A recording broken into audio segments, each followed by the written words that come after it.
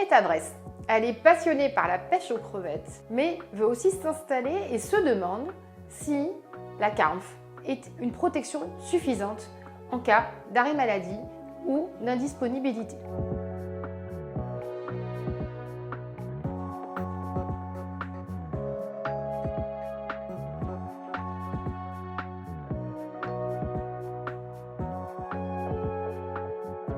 Même si les choses ont évolué, la CARMF ne va intervenir que de façon partielle. Tout va dépendre du niveau de revenu que l'on souhaite ou que l'on a.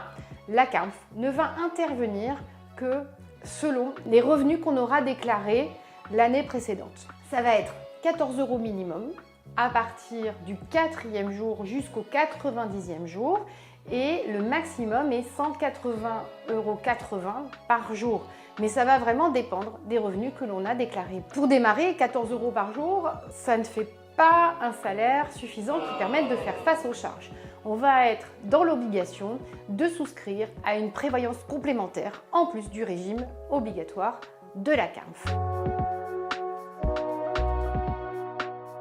Cette prévoyance complémentaire, on va la souscrire auprès de plein d'organismes.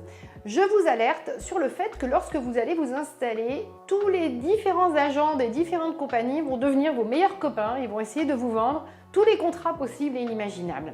Vous devez faire très attention. Ce n'est pas votre domaine de compétence, mais il y a quelques points vraiment qu'il faut regarder pour éviter de signer des contrats qui ne sont pas adaptés, comme c'est souvent le cas en matière d'assurance et de prévoyance. Il va falloir regarder le délai de carence. Qu'est-ce que c'est? C'est le délai pendant lequel le contrat ne va pas s'appliquer. Je vais pouvoir choisir un délai de carence différent en fonction de ce qui va m'arriver. Une hospitalisation, un accident, une maladie. C'est souvent les 3 catégories. Je peux choisir, en cas d'hospitalisation, ça veut dire quand on est en libéral que c'est quand même quelque chose de grave, un délai de carence à 0 jours. C'est-à-dire dès le premier jour, il y a une indemnité qui sera prévue au contrat. Ou alors 3 jours, ou alors 15 jours, ou alors 30 jours. Ça va dépendre de la situation dans laquelle on est. En matière de maladie, souvent les délais de carence qui sont choisis, c'est 15 ou 30 jours. Il est assez rare, lorsque l'on est en profession libérale, de s'arrêter pour des maladies qui sont plutôt bénignes. On continue à travailler. Donc plus vous allez choisir un délai de carence court, plus la prime d'assurance va être élevée. C'est pour ça qu'il faut vraiment regarder ces clauses.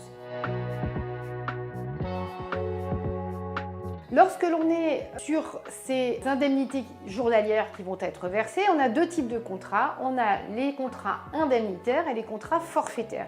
Les contrats indemnitaires vont être ceux qui vont se baser sur la réalité de vos revenus. On ne peut pas s'enrichir avec de l'assurance et de la prévoyance. C'est un principe qui est interdit. Lorsque l'on est sur un contrat forfaitaire, ça va dépendre de la prime d'assurance que vous avez versée et ce qui est prévu au contrat.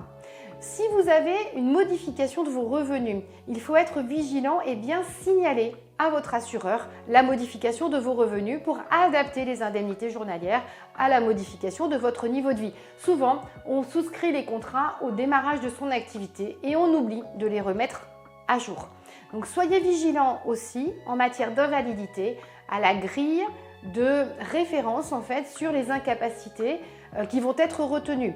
En effet, lorsque vous êtes chirurgien, si vous vous blessez à la main, ça aura un impact très important dans votre activité.